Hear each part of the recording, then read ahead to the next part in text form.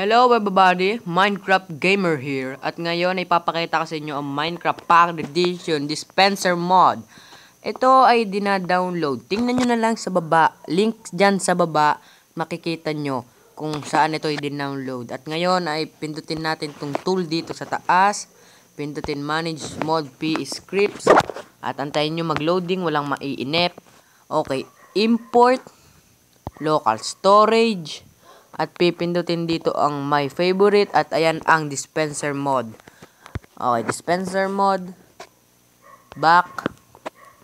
Pagka back nyo, antayin nyo lang. Okay, play. Ngayon, can we get 150 likes? Ngayon, sana mga ilang araw, pagtingin ko sa YouTube ko, meron ng 150 likes pataas. Sana lang. Ito ang example niyan. Okay. Pipindutin nyo lang itong glass. At may nalabas na. Ay, tuturuan ko kayo kung paano gumawa. Kailangan ng isang chest, isang glass, isang dispenser. Dito tayo.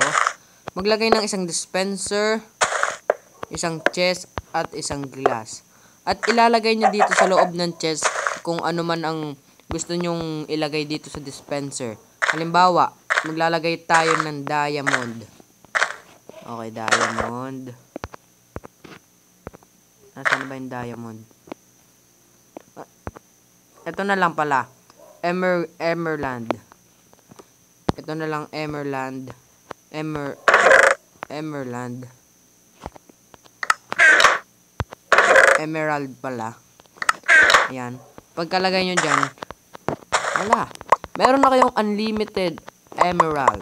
At sana mag-iwan kayo ng likes kung na-enjoy nyo ang video ito.